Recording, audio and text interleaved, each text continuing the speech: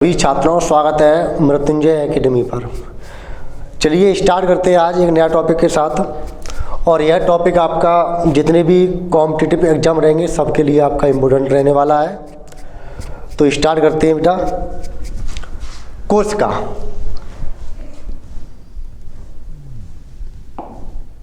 बेटा हम स्टार्ट करेंगे कोशिका को।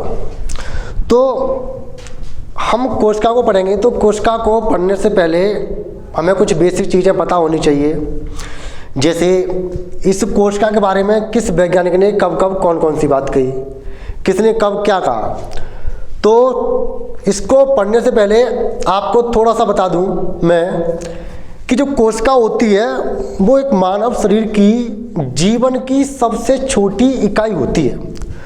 कोशिका जीवन की सबसे छोटी इकाई होती है, अर्थात जीवन की जो शुरुआत है, अर्थात जो ऑर्गन होते हैं बेटा, अंग होते हैं शरीर के, उसकी जो शुरुआत होती है वह आपकी कोशिका से होती है। तो कोशिका सबसे छोटा है, इससे छोटा कुछ भी ना है। तो हम कोशिका की बात करें तो कोशिका का जो अध्ययन होता है वह आपका बेटा, इसका जो अध्ययन बेटा होता है वो आपका क्या कहलाता है, साइटोलॉजी।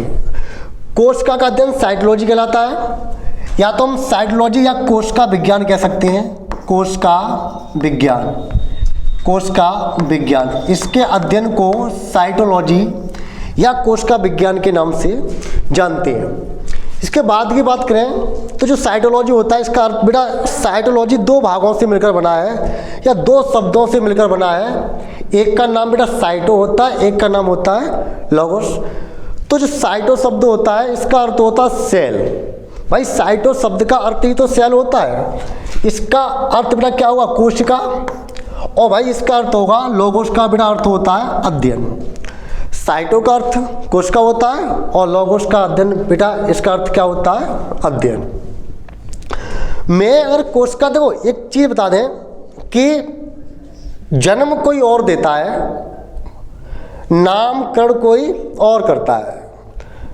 जैसे एक माँ और पिता है बेटा, तो दोनों ने बेटा मिलकर बेटा बच्चे को जन्म दिया, बट नामकरण करने के लिए हम बेटा पंडित जी महाराज को लेके आए।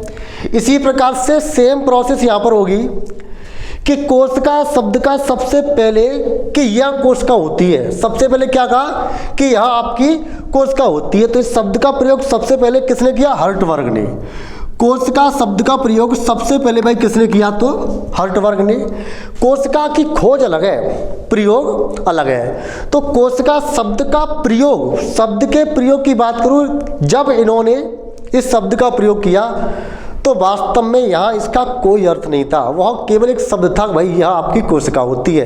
कोशिका के अंदर क्या होता है, कोशिका के अंदर न्यूक्लियस है, कोशिका के अंदर राइबोसोम है, कोशिका के अंदर बेटा साइटोप्लाज्म है, बेटा कोशिका के अंदर माइटोकॉन्ड्रिया है। और ये सब कुछ कोशिका के अंदर होता है कि नहीं होता है, जब इन्होंने नाम दिया तब इनको नहीं पता था कि इसके अंदर क्या क्या पदार्थ होने वाले हैं।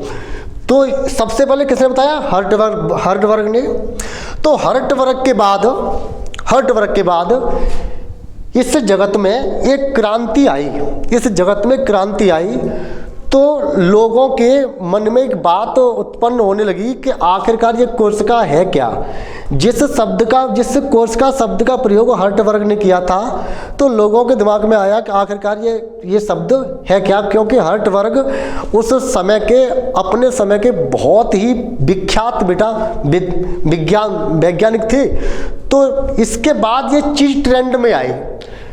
तो फिर आगे देखते हैं कि यहाँ पर एक व्यक्ति और आए 1665 में, और जिनको हम सब जानते हैं, जिनका नाम है रॉबर्ट हुक। 1665 रॉबर्ट हुक ने सबसे पहले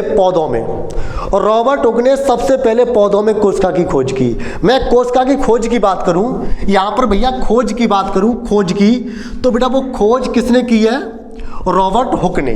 बेटा वो खोज किसने की है, रॉबर्ट हुक ने। कब की, 1665 में। अच्छा, जब इन्होंने कोशिका को देखा तो वो कोशिका किस में थी, पौधों में। तो 1665 में रॉबर्ट हुक ने बेटा किस में कोशिका को देखा, सबसे पहले पौधों में। लेकिन वह कोशिका कैसी थी, मृत कोशिका थी भाई।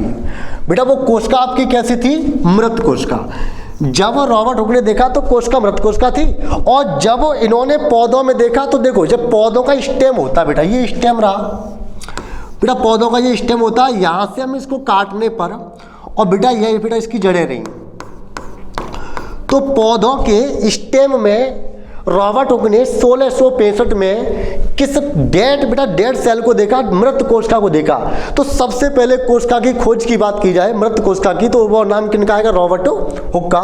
तो बेटा पौधों के स्टेम अर्थात तने में इन्होंने इस कोशिका को खोजा था ये, और जब ये कोशिका को खोजा तो कोशिका को खोजने के बाद 1 महीने बाद, जब कोशिका को खोज दिया उसके 1 महीने बाद इस जो मृत कोशिका थी इसका नाम था कॉर्क सेल। जो मृत कोशिका थी उसका नाम था कॉर्क सेल। अगर मैं कॉर्क सेल की बात करूं तो कॉर्क सेल का जो अर्थ होता है भाई, इसका जो अर्थ होगा बेटा वो होगा निर्जीव। भाई इसका अर्थ यहाँ पर बेटा क्या होने वाला है, निर्जीव। तो सबसे पहले बेटा कौन सी कोशिका थी, मृत कोशिका थी, किसने खोजा, रॉबर्ट हुक ने खोजा। और बेटा कब खोजा, 1665 में खोजा। अच्छा इसका अर्थ क्या है बेटा, मृत, निर्जीव, जिसके अंदर जीवन नहीं होता। जीवन की यहां पर अगर मैं जीवित कोशिका की बात करूं कि ये तो मृत कोशिका हो गई, तो जीवित कोशिका की खोज सबसे पहले किसने की, तो जीवित कोशिका की खोज सबसे पहले की थी ल्यूवेनहॉक ने। जीवित कोशिका की खोज सबसे पहले किसने की भाई, तो ल्यूवेनहॉक ने की जीवित कोशिका की खोज।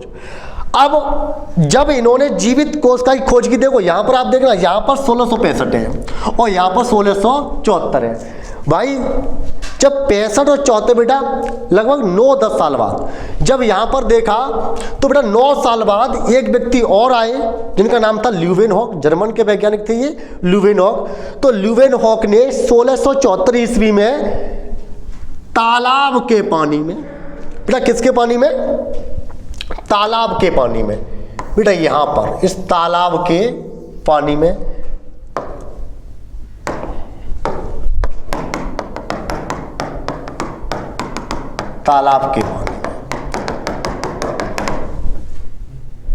तो ल्यूवेनहॉक ने तालाब के पानी में जीवित कोशिका की खोज की।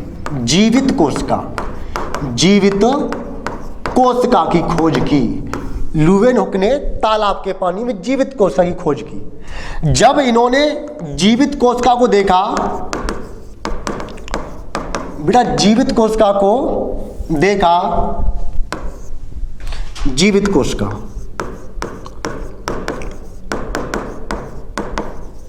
बस इम्तिहान से पढ़ते रहिए। तो उसमें बैक्टीरिया था कि उन्होंने किन किन कोशिकाओं की, बेटा किन किन में वो जीवित कोशिका देखी, तो सबसे पहले बैक्टीरिया में देखी, इसके बाद बेटा किस में देखी, माइक्रोप्लाज्मा में। यानी जीवित कोशिका को सबसे पहले किसने देखा, ल्यूवेनहॉक ने। किस में देखा बेटा, बैक्टीरिया में और माइक्रोप्लाज्मा में। तो ये माना जाता है कि संसार का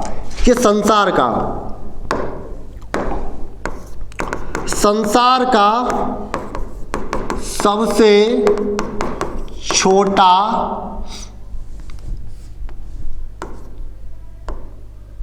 छोटा जीव है।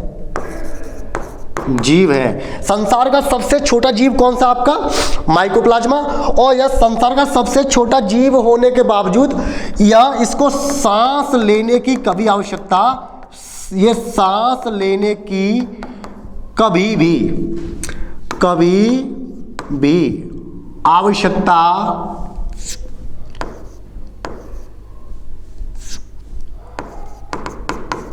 आवश्यकता नहीं पड़ती। संसार का सबसे छोटा जीव होने के बावजूद इसको कभी भी सांस लेने की आवश्यकता नहीं पड़ती। तो माइक्रोप्लाज्मा के बारे में भी सबसे पहले किसने बताया, ल्यूवेनहॉक ने। अगर मैं इसकी बात करूं तो जब ल्यूवेनहॉक के बाद सबसे पहले रॉबर्ट हुक और रॉबर्ट हुक के बाद ल्यूवेनहुक, और ल्यूवेनहुक के बाद एक व्यक्ति और आते हैं। इनको ना, इन्होंने भी इस जगत में ना क्रांति ला दी। इन्होंने कोशिका के जगत में क्रांति, कोशिका बहुत बड़ा टॉपिक है, इन्होंने कोशिका के जगत में आपकी क्रांति ला दी। तो स्लाइडेन, पहले कौन आया? स्लाइडेन साहब। हालांकि आपने किताब में लिखा देखा होगा स्लाइडेन और स्वान, ये दो वैज्ञानिक थे और दोनों का नाम एक साथ ही आता। 1838 से 39 में बेटा इनके डिस्कवर की यहाँ पर बात की जाती है। तो पहले व्यक्ति थे स्लाइडेन साहब। तो स्लाइडेन साहब ने कहा कि कोशिका जीवन की मूलभूत इकाई है। इन्होंने क्या कहा कि कोशिका जीवन की मूलभूत इकाई है। अगर मैं यहां पर मूलभूत इकाई की बात करूं कि मूलभूत इकाई इसको क्यों कहते हैं, भाई क्या कहा कि जीवन की मूलभूत इकाई कोशिका होती है, क्यों कहा होगा? तो यहां पर आपने देखा बेटा, यहां पे मेल था, यहां पे फीमेल था। मैं वो बता रहा हूं जिससे कोशिका बनी है, कोशिका का निर्माण कैसे हुआ है। तो यहां पर मेल में बेटा कौन होता है? स्पर्म होता है, जिसको हम शुक्राणु कहते हैं। और मेरे भाई फीमेल में क्या होगा? ओवम, जिनको हम अंडाणु कहते हैं, अंडाणु। अगर मैं शुक्राणु की बात करूं तो बेटा ये भी प्रोटीन का बना होता है। अंडाणु की बात करूं तो ये भी प्रोटीन का बना होता है, प्रोटीन। जब इन दोनों का बेटा मिलन होता है, दोनों लोगों का, तो शुक्राणु का अंडाणु से क्रिया करना, बेटा शुक्राणु का अंडाणु में मिल जाना, और फैलोपियन ट्यूब में दोनों जाके आपस में मिल जाते हैं। फैलोपियन ट्यूब में दोनों मिल जाते हैं। जब वहां पर दोनों मिल जाएंगे तो उसके बाद यहां पर जिसका निर्माण होगा वह कोशिका होगी, सेल। देख रहे हो? तो कोशिका का निर्माण जो हुआ है वो स्पर्म एंड ओवम दोनों से हुआ है। सबसे शुरुआत की स्टेज ही आपकी कोशिका होती है। इसलिए कहा गया है कि मानव शरीर की सबसे छोटी कार्यात्मक और क्रियात्मक जो इकाई होती है वो आपकी कोशिका होती है। अगर मैं इस कोशिका की बात करूं तो बेटा यहाँ पर आपने देखा होगा, अब ये तो एक कोशिका है, मान लो ये कोशिका है, इसके अंदर ये न्यूक्लियस है, केंद्रक होता है। तो अब ये एक कोशिका से दूसरी कोशिका कब बनेगी? तुम सबको पता है कि कोशिका के अंदर न्यूक्लियस होता है, और कोशिका के अंदर राइबोसोम, और कोशिका के अंदर लाइसोसोम, कोशिका के अंदर माइटोकॉन्ड्रिया, कोशिका के अंदर प्लाज्मिक रेटिकुलम, और कोशिका के बेटा अंदर ये सब चीजें, सब ऑर्गन, सब अंग कोशिका के अंदर पाए जाते हैं।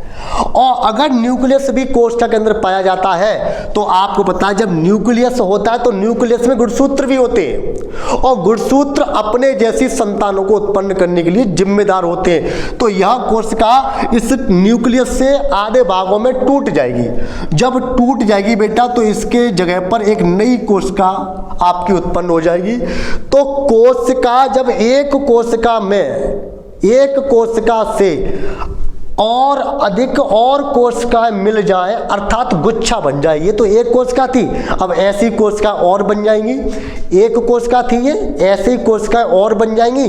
तो यहाँ पर जो गुच्छा होगा, कोशिकाओं का जो गुच्छा होगा, जो समूह होगा, उसको हम ऊतक के नाम से जानेंगे। समझे? टिश्यू। बेटा इसको हम किस नाम से जानेंगे? टिश्यू के नाम से जानेंगे। हम यहाँ तक ये समझे कि अगर अंडाणु and ovum, ovum and sperm दोनों के मिलने से कोशिका बनी, ये छोटी है, सबसे छोटी। कहते हैं ना कि अगर एक दीवार को बनाना हो तो उसमें सबसे छोटा कण होता है धूल का।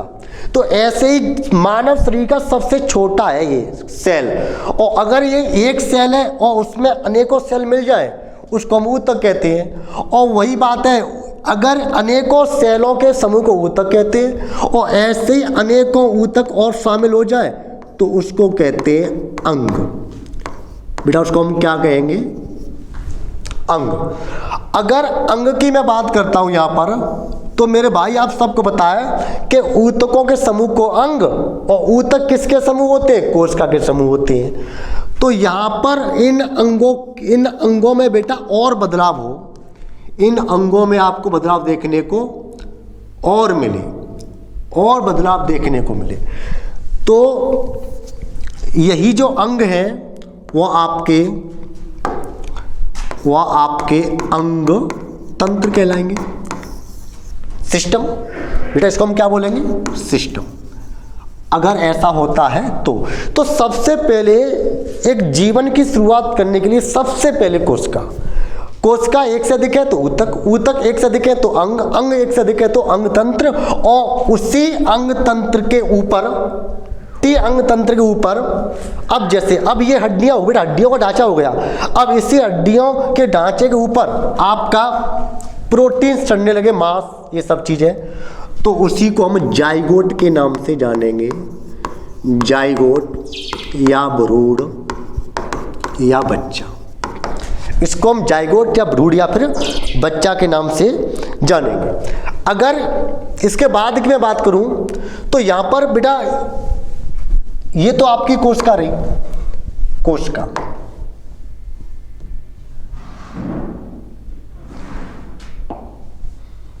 आगे देखते हैं।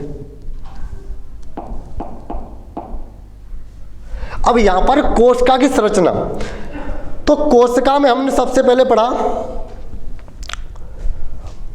बेटा वर्ग साहब को, उसके बाद पढ़ा हमने स्लाइडेन को, रॉबर्ट हुक को और बेटा ब्राउन को। तो यहां पर हमने देखा कोशिका की संरचना। इन सब वैज्ञानिकों को पढ़ने के बाद कोशिका के अंदर हम जितने चीज हैं उन सब के बारे में हम जान चुके हैं। इसके बाद हमने क्या देखा कि कोशिका की संरचना, तो कोशिका की 3 प्रकार की संरचना आपको देखने को मिलेगी। नंबर 1 कोशिका झिल्ली होगी, बेटा केंद्रक होगा और आपका होगा कोशिका द्रव। अगर मैं एक सिंपल से बेटा कोशिका को बनाऊं कि मान लो यह आपकी कोशिका है, यह आपकी कोशिका है,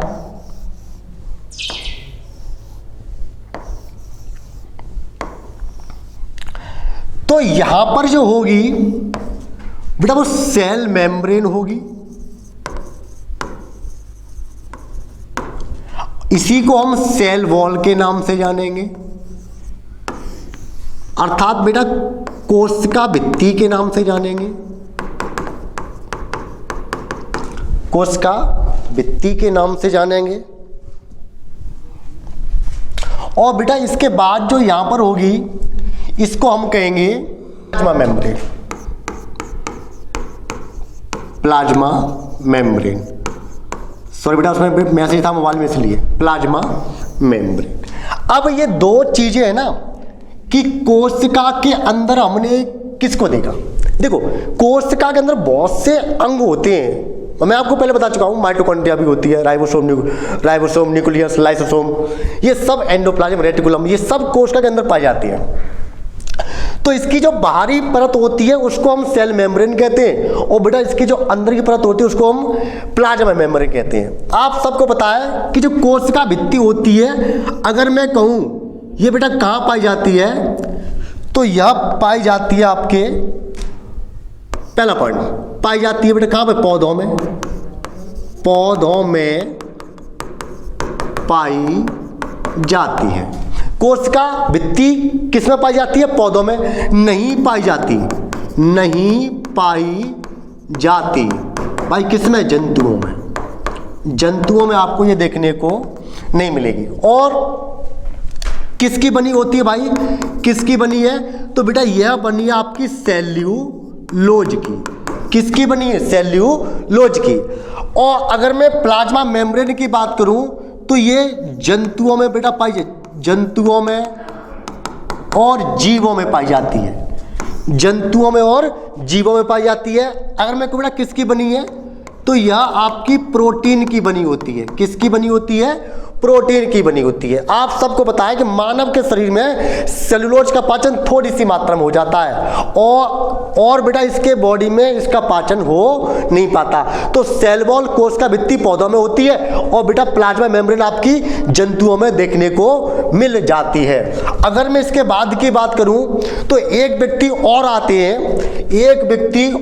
हैं, देखो बेटा यहां पर आपने देखा होगा कि यह आपकी कोशिका रही। यहां पर जो ये है बेटा, जो ये पॉइंट है ना, ये वाले, थोड़ा मार्कर चेंज कर लेते हैं, थोड़ा वैसा भद्दा सा आ रहा है, ये पॉइंट है, ये वाले, इसको हम कहते हैं राइबोसोम। बेटा जो बीचों बीच का अंग होता है ये हमारा केंद्रक होता है, और इस केंद्रक के अंदर गुणसूत्र होते हैं। इस केंद्रक के अंदर गुणसूत्र होते हैं जिनकी संख्या 46 बेटा होती है।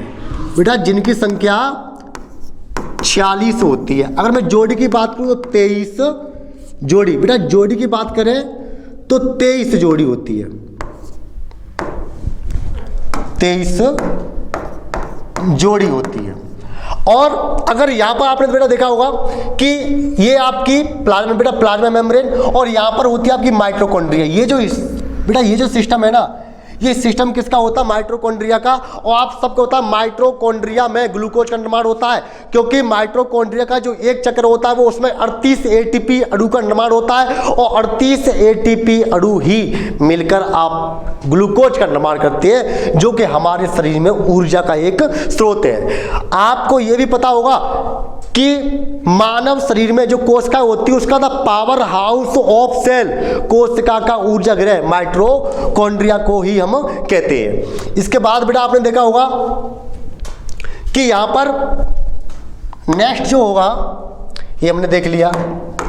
तो हमने क्या क्या देखा? सबसे पहले बेटा हमने वर्क साहब को देखा जिन्होंने कोशिका शब्द नाम दिया। इसके बाद हमने रॉबर्ट हुक को देखा जिन्होंने 1665 में कोशिका की खोज की। वो कौन सी कोशिका थी? वो आपकी मृत कोशिका थी। इसके बाद हमने देखा था ल्यूवेनहॉक को जिन्होंने जीवित कोशिका की खोज की। और उसके बाद हमने बेटा स्ट्रक्चर किसका बनाया था? कोशिका का, जिसमें कोशिका की जो बाहरी परत होती है उसमें उसको हम सेल मेम्ब्रेन के नाम से जानते हैं, और जो अंदरूनी परत होती है प्लाज्मा मेम्ब्रेन के नाम से जानते हैं। जो ये बेटा होती है वो जंतुओं में पाई जाती है या आपकी पेड़ों पौधों में पाई जाती है। इसके बाद देखते हैं नेक्स्ट पार्ट में। धन्यवाद।